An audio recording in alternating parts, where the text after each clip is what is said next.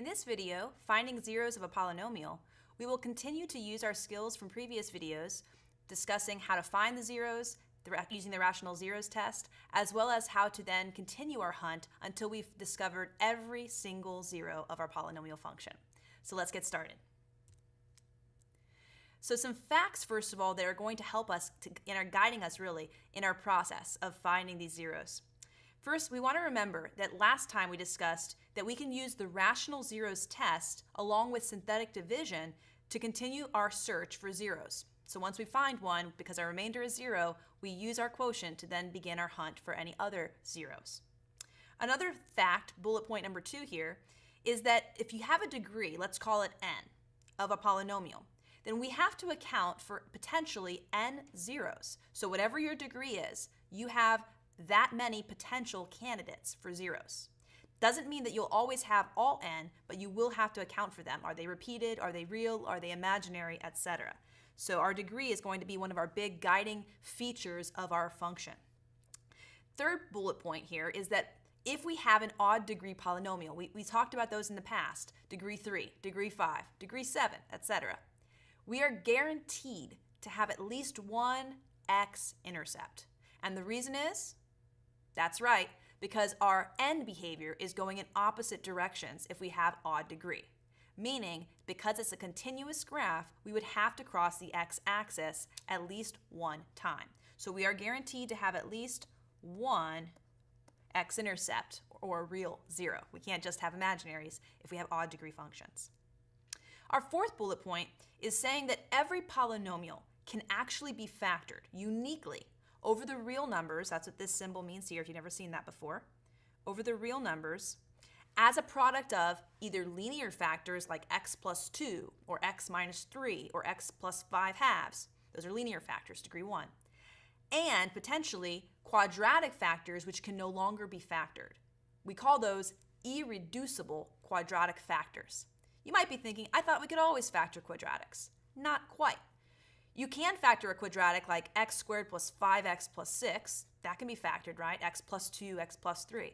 You could also factor maybe x squared minus 9 into x plus 3, x minus 3, a difference of 2 squares. But there are some quadratic functions, or I should say expressions, which can never be factored over our real numbers. Because if you have a sum of squares, for example, x squared plus 4, there's no way that you could multiply some binomial times some other binomial and get both the x term squared and the 2 terms squared without having a middle term. You'd end up with a positive 4x or a negative 4x. It wouldn't go away. You will have to have, in those cases, imaginary numbers in order to factor any further. So when we say irreducible quadratic, we just mean you can't factor without going into the imaginary numbers. So we're expecting any student, when given a polynomial equation in expanded form where every term is separated, we are expecting you to be able to continue finding zeros until you have factored completely into a mixture, potentially, of linear factors and irreducible quadratic. Finally, let's talk about those imaginary factors and what they mean for us. While they aren't giving us x-intercepts, one of the nice things about an imaginary zero is that if you found one, you have found another, because they always come in pairs. You might be thinking, how does that make any sense? Well, remember when you had your quadratic equation, ax squared plus bx plus c equaling 0? In that situation, you had something called the quadratic formula. And oftentimes, when you were in the process of going through that formula, what was underneath the square root of b squared minus 4ac, that part turned negative. And whenever that happened, you would end up with an answer like x equals 2 plus or minus 3i, right? You always got a positive and a negative imaginary result. Similarly, in our previous video, we had something like x squared plus 2 equals 0. Ending up with a result of x equaling positive or negative I times the square root of 2. The reason for this is, if you really have a quadratic situation, degree 2, you're going to have to take the square root to get rid of the degree. But when we do that, we always take the plus or the minus. And that is why we will always have our imaginary zeros coming in pairs. The name for this is actually conjugate pairs. The reason we say conjugate is because they come from a difference of squares. Meaning, for example, like x plus 2 times x minus 2, those are a difference of squares. They're called conjugate pairs, where your middle term has an opposite sign. And they're very nice because once you multiply those out by FOILing, your middle term should cancel out. And that's how you get those terms that are irreducible quadratic, like x squared plus 4 that we talked about earlier. So anytime we have an imaginary zero, like a plus bi, we are guaranteed to have another one of the form a minus bi. So let's take a look at how we could use that information to write our own equation for a polynomial. Suppose we have a polynomial whose name is p of x and whose degree is 3. So what does that mean so far? Well, that means if I'm in factored form, the sum of my multiplicities adds up to 3. If I was in expanded form, then the leading term would have degree 3, right? So there's a difference in how we're writing the actual equation, right? So if I have a degree 3 situation, let's see if we can account for 3 potential zeros. The first zero they give me is 2. Now, by the factor theorem, if 2 is a 0, then what would be a factor? That's right, x minus 2. So I'm going to go right over here and begin writing my function in factored form. So x minus 2 is one of my factors since 2 was one of my zeros. Now, another 0 that they give me is this imaginary 0, 2 minus I. But because we know that imaginary zeros will always come in a conjugate pair, then we have another one. What is it? That's it, 2 plus I. Well, now we have accounted for 3 zeros and we have a degree 3 polynomial. Great job.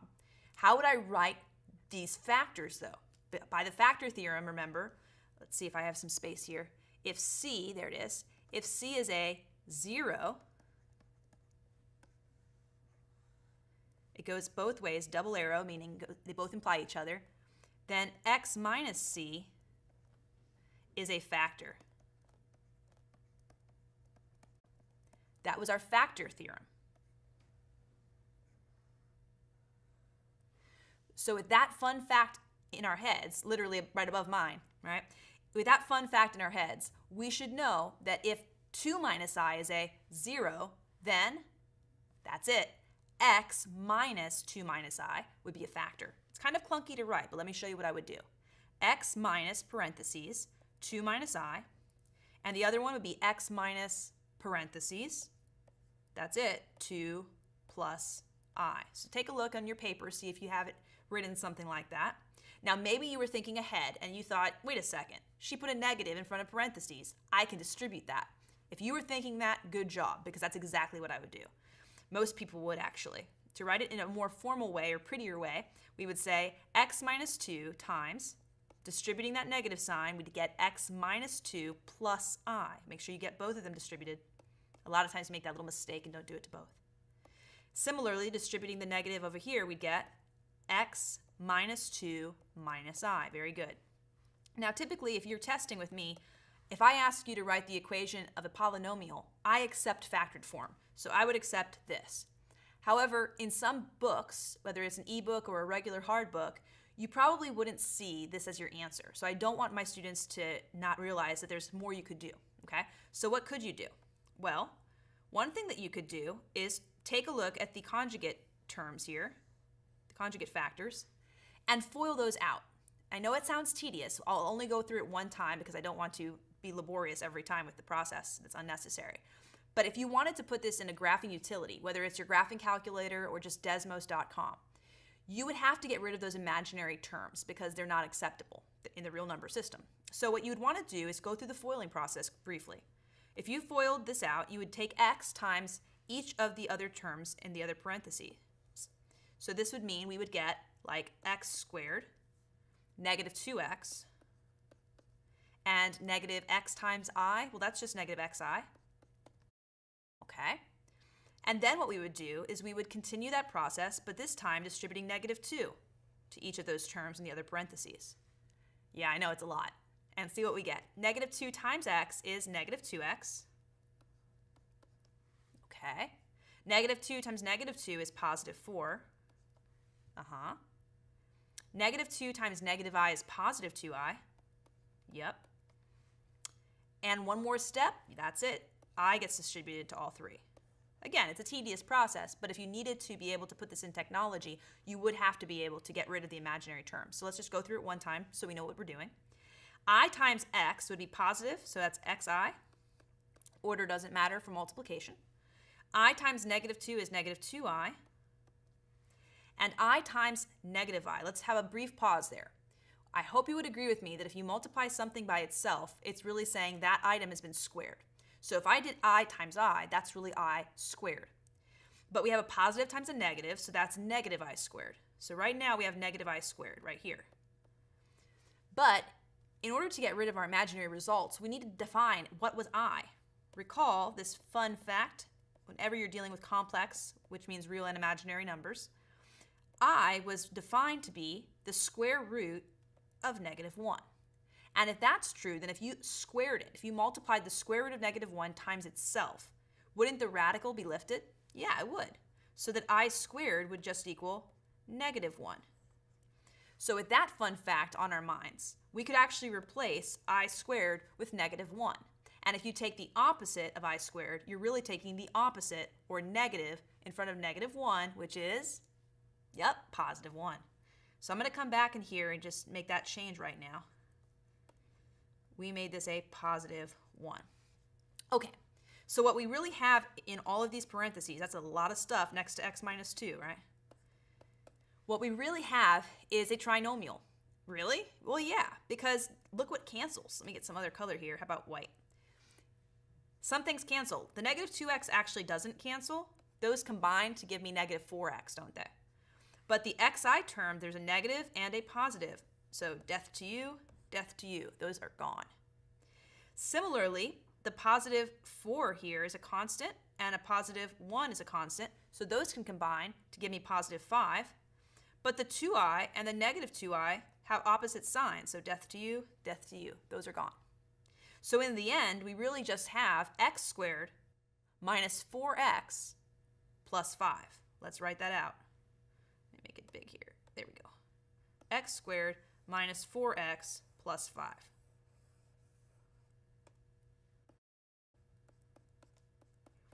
Okay, so we did all of that work just so that if we wanted to, we could now take a look at the function without any imaginary numbers. It's very nice that way. You could even take a step further and FOIL out even more, the x and the negative 2, until you were completely expanded. But this is enough for a graphing utility. So if you wanted to use your graphing calculator or Desmos, you could now do that, okay?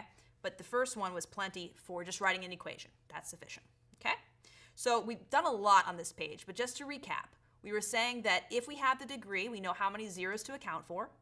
We also know that if we have an imaginary zero, we have a pair of them, a plus bi, a minus bi. And then we talked about if we gave you some information about the polynomial, like its degree, for example, or like some of its zeros, you could then begin forming your polynomial equation in factored form, and eventually you could even expand it if you wanted to. Okay, let's get some more practice of this in our next slide. Example 1 officially says, can we find a polynomial named p of x with real coefficients with the following? Its degree should be 5 in the end. Its leading coefficient should be a 7. And then it begins to tell us some information about the zeros. Just with what we have right now, let's talk about what we could begin writing. At this point, couldn't we say that our function p of x has a leading coefficient of 7, right? So we could put our 7 in front because eventually that 7 would get distributed, giving your leading coefficient of 7. Now what you want to do here is be careful not to jump the gun. A lot of students would want to put x to the 5th power right now. And if you were tempted, that's okay, but maybe make a little note to yourself saying, hey, what I'm doing right now is trying to get each factor and then making sure that they add up, their exponents add up to 5. Okay. All right, so let's begin with our next information, the zeros.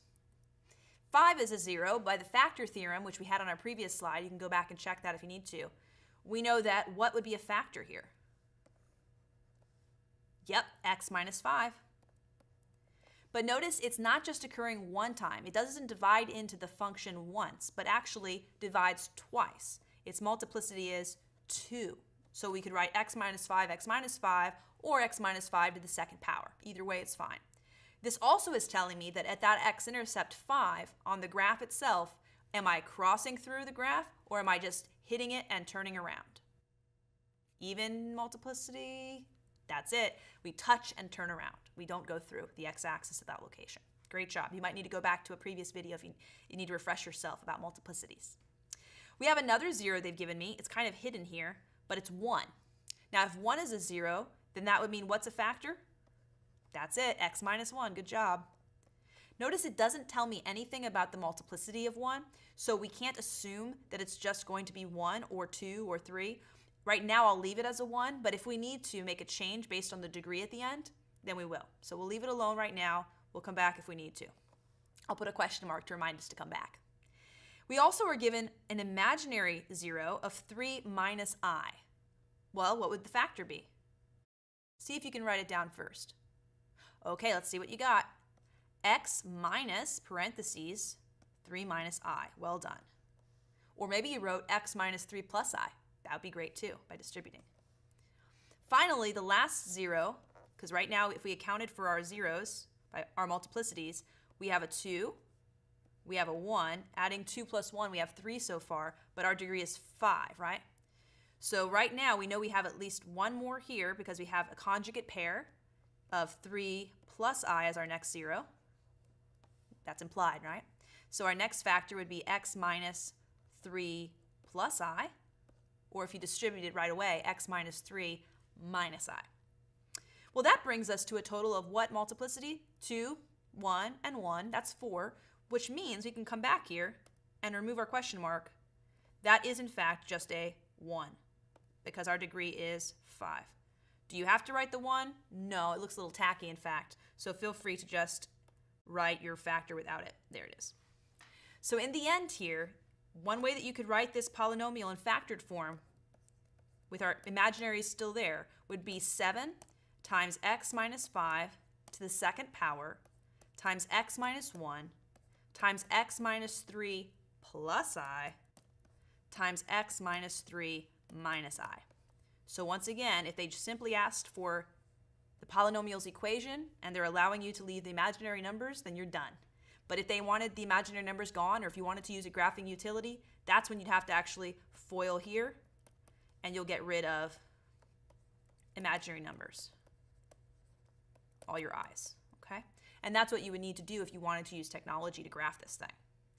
Okay, let's continue along the hunt now using this information of how to write a polynomial's equation to continue finding our x-intercepts. In example 2, it says, could you find all zeros, not just the rational ones, but all zeros, not just the real ones, but even imaginary ones. All means all. Can you find all zeros of this polynomial? P of x is equal to 3 x to the third power minus 2 x to the second power plus 22x plus 40. Okay, so right now on the slide, if you have it in front of you, which obviously you do if you're watching this video, I did go ahead and do a lot of the prep work for you. I want to make sure you're aware of the fact that when you're in your homework or on a test, they won't give you any of this prep work, right? They're just going to ask you, find all zeros, and you have to be able to do that part yourself. Walk yourself through the process. But what I wanted to show you here was that we could actually, if we had technology, we could cheat a little bit, use a shortcut to be able to know one of the rational zeros right away. And then from that, we could then go forward to find other zeros. Okay, so if you didn't have the technology, a graphing utility, what you would have had to do is go through the rational zeros test. Here we have, for example, a constant, we did this in our last video, right? A constant of 40 and a leading coefficient of 3. And if you wanted to use your rational zeros test, you would have to take all factors of 40, 1 and 40, 2 and 20, right? 3 doesn't go in, but 4 and 10 works, 5 and 8 works. And you would go through checking each of those, the positive or the negatives, as your numerators. And as your denominators, you would check the factors of your leading coefficient 3, which is 1 and 3. And so that would mean you'd have a lot of different possibilities. Now, one of those possibilities, eventually, after you check and check and check and check, with synthetic division perhaps, you get a remainder of 0 when you use negative 4 over 3, which I hope you recognize would be one of your rational zeros, because one of the factors of 40 is 4, and one of the factors of 3 is 3. So because of that, negative 4/3 is a possibility. Now, if I cheated and looked at Desmos, I could tell that at negative 1.3 repeating, or negative 4/3, that's where I have an x-intercept. I could also tell, if I was really paying attention to my graph on Desmos, which you can click on that link on your notes, I could also tell that negative 4/3, or negative 1.3 repeating, it's not just an x-intercept that gets touched and then I turn around, but instead I'm actually crossing right through the x-axis, which tells me that its multiplicity is even or odd. That's right, it's odd. So just by looking at the graph, I would already know one of the x-intercepts, negative 1.3 repeating, or negative 4/3, as well as its multiplicity, meaning that its factor would be a multiplicity of 1 or 3, etc. So let's take a look at what synthetic division looks like at negative 4/3, and how that would actually have shown you, even without the graph, that we have a 0 there. We would bring down our 3. We wrote down, of course, all of our coefficients in descending order. And we'd say, okay, if I bring down a 3 and multiply it by what's in the box, using my algorithm for synthetic division here, negative 4/3 times positive 3 is negative 4 because the 3's cancel. Then we would add down, following our algorithm for synthetic division. And we combine our like terms here. Negative 2 plus a negative 4 is a negative 6. Then we could repeat the algorithm and multiply negative 6 by what's in the box, which is negative 4/3. Notice here a negative times a negative is a positive result, and that 3 goes into 6 twice, meaning that we really have a positive 4 times a positive 2, or positive 8, as our product. Our sum here of 22 and 8 gives us 30. So we're getting a lot of numbers that are divisible by 3. That's a nice little sign for us. We might need to divide by 3. And now we multiply negative 4/3 times 30. 3 goes into 30 10 times, and negative 4 times 10 is negative 40, which is very good news. Because when I combine my remaining 2 terms here, I get 0 as my remainder, which is very exciting. Now, it might not seem exciting because I handed that to us on a silver platter, right? But if you were going through the hunt of testing every single rational zeros, every single potential rational zero, I should say, from the rational zeros test, you would have to go through many, many, many iterations until you found the one that works. And here we found it on the first try because I was being kind, but maybe you would have found it on the first try yourself. Who knows? Okay. So at this point, what is that telling me? Well, it's telling me if I have a remainder of 0 that in fact negative 4/3 is a 0. And if negative 4/3 is a 0, factor theorem, then x plus 4/3 is a factor. So I have one factor now. But it turns out we also have the other one next to it, don't we? We have a nice quadratic factor with coefficients of 3, negative 6, and 30, meaning we'd have 3x squared minus 6x plus 30. Now you can see here in the notes, if you have them in front of you, that we have already factored a 3 in front, and that's because each of these terms had a 3 in common. That doesn't always happen, but if it does, take advantage of it because it makes life a little nicer. So 3 in front, we have that next to x plus 4/3. Now our new quadratic term would be x squared, negative 2x, and then 30 divided by 3 is 10. So what we have here is a product of a number 3, and then a linear factor, x plus 4/3, and then a quadratic factor, x squared minus 2x plus 10.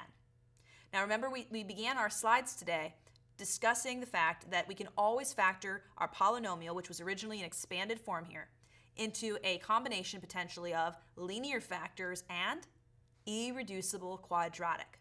The question, though, that you need to ask yourself is, can I go any further? In this situation, we already have a linear factor of x plus 4/3. But the quadratic factor is where we have to focus our attention now. We have x squared minus 2x plus 10. Is that able to be factored further? Well, it's quadratic, so one way to check would be to use the quadratic formula. So let's go ahead and set that equal to 0 and take a look at what we get. If we set that equal to 0, we'd have x squared minus 2x plus 10 equals 0. Well, that would mean that a is 1, b is negative 2, and c is 10.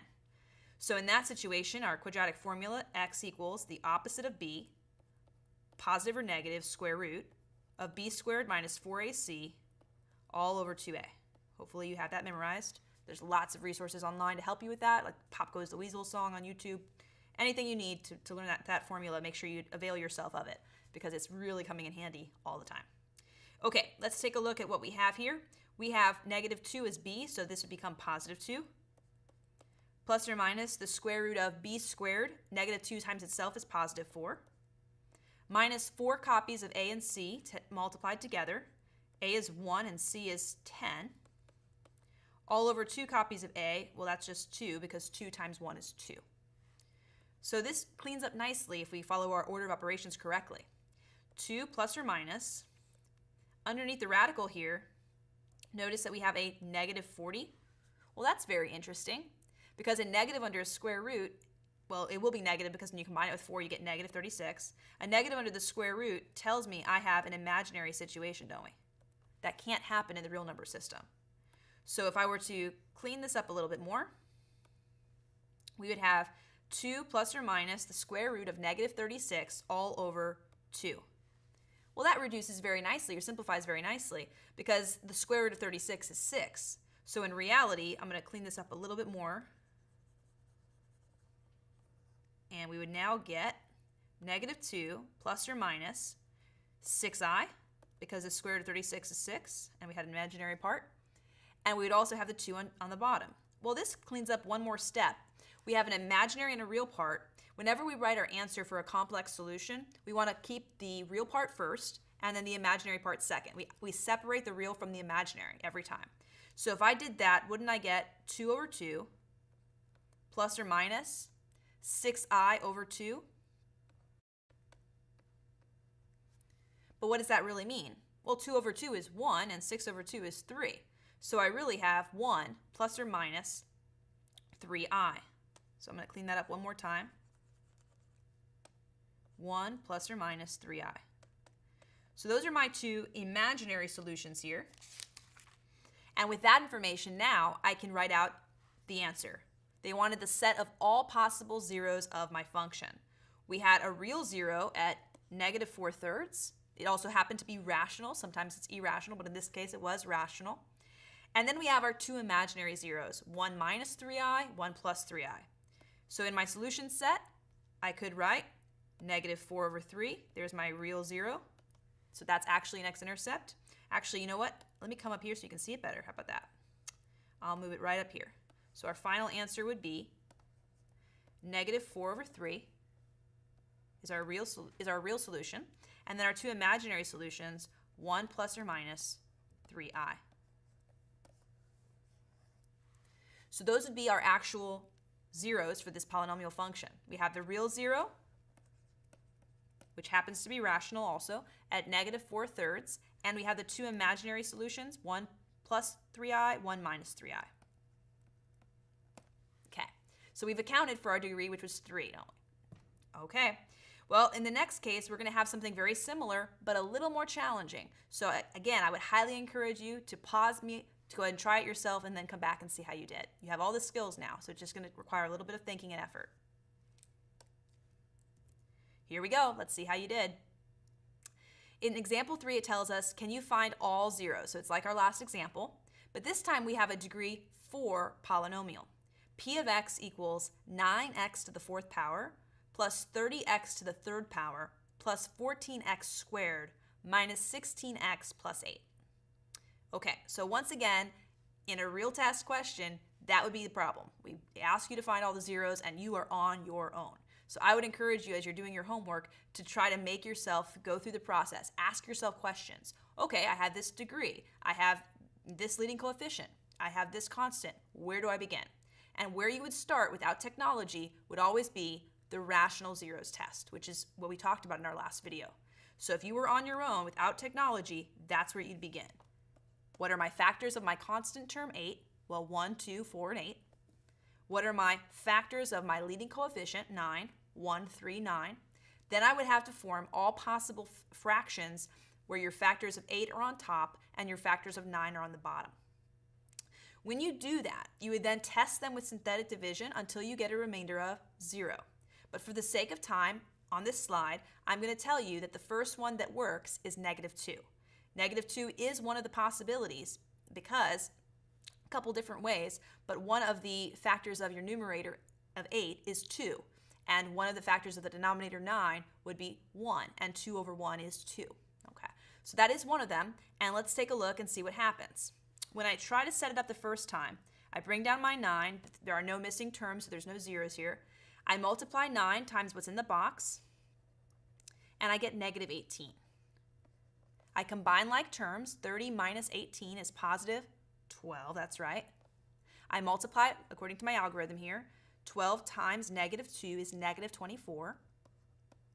Then I add down, I combine like terms again. 14 minus 24, negative 10, that's right. I multiply that by what's in the box. Negative 10 times negative 2 is positive 20. I combine like terms. Negative 16 plus 20 is positive 4. And then I multiply what's in the box and get negative 8, which again, we expected because I told you in advance it works. But in real life, when you find this, you're going to be happy because you found one finally after all that work. So here the remainder is 0, so we know that negative 2 is a 0. Now at that moment, if all you know is that negative 2 is a 0, then all you also know is that x plus 2 is a factor. So right now, you could be saying my function p of x, it really equals x plus 2 times some cubic term here, some cubic factor. So let's take a look at our cubic term here. It would be 9x cubed. It would be plus 12x. You know what? I'm going to run out of space. Let me start that over. Let's get a little bit more room here. There we go. Okay, so if I were to write this out, we would have at this step p of x equals x plus 2 times 9x cubed. I'm just taking my coefficients and going down by 1 degree, plus 12x squared minus 10x plus 4. Now, here we have a linear factor times a degree 3 factor. We know that any polynomial can be factored until we have a mixture potentially of linear factors and irreducible quadratic factors, meaning because I have degree 3 here, I must go further. I must go further. That does not look like a U, sorry. I must go further. Okay, so what does that mean, I must go further? Well, it could mean a couple of things. It could be that I have another real 0. In fact, I have to have at least one more real 0 because this is odd degree, and odd degree polynomials have to have at least one 0. So we know there's at least one more real 0 that goes in there. You could have a couple of imaginary zeros as well, or you could have potentially 3 more real zeros. Okay, now where could they come from? Well, they could be rational, or they could be irrational. If they are rational, then wouldn't they have to be one of the ones from the list that you've already created with the rational zeros test? Yeah. But it turns out here that if you were to go through checking all of those rational zeros using your new factor, so now that's what we're going to use here, our 9, our 12, our negative 10, and our 4, using our new factor, if you were to test all of those other rational zeros, none of them work. So that would be very depressing. But don't give up too soon because it turns out that you can have a 0 that's repeated. You already know that because you already know that you can have a multiplicity of 2, can't you? Which means that that factor goes in not once, but twice. So in this case, it turns out that when you plug in negative 2 again, it will work. We'll get a remainder of 0. Now the reason I knew to do that wasn't just that I went through the trial and error. I looked at the graph. And when I saw on the graph that we had an x-intercept at negative 2, I paid close attention to the fact that at negative 2, I did not cross through the x-axis, but instead I touched it and turned around, which told me that the multiplicity had to be even. And since it was even, that meant it could be a 2, it could be a 4, etc. But I know that negative 2 as an x-intercept had to go in more than once. And that's why I'm going to try negative 2 again. So let's do it. I bring down my 9, then I multiply it by what's in the box and get negative 18. I add 12 and negative 18 to get negative 6. I multiply negative 6 by negative 2 in the box. I get positive 12. Then I add down, and negative 10 plus 12 is positive 2. I multiply by what's in the box and get negative 4. And finally, adding down, collecting like terms, I get my remainder of 0, which would have been huge. That would have been amazing news to discover on your own if you had gone through the synthetic division with every other one until you found one that worked. It's great news. But you might not have thought to do it, so I wanted to make sure I did one like this where you can see that sometimes you have a 0 that has a multiplicity bigger than 1, meaning that it's gone in more than one time. Okay, so what does this mean? Well, it means that not only does x plus 2 go in one time, but x plus 2 goes in 2 times. So I could write this as p of x equaling x plus 2 times x plus 2, or just x plus 2 squared. So that's a multiplicity of 2. Okay. The factor next to it would be the quadratic factor, 9, using this quotient here, 9x squared minus 6x plus 2. Again, we can only stop when we realize that our factors are either linear or they're irreducible quadratic. We can't just assume that this is irreducible quadratic. We have to prove it. So we would actually take it and set it equal to 0 and then use our quadratic formula. So doing that, we'd get 9x squared minus 6x plus 2 equals 0. Again, the quadratic formula says ax squared plus bx plus c, whenever it equals 0, using basically completing the square, we found that x equals negative b, in this case positive 6, plus or minus the square root of b squared, in this case negative 6 times negative 6 is 36. So that's just 36, that's my b squared, minus 4 copies of a times c.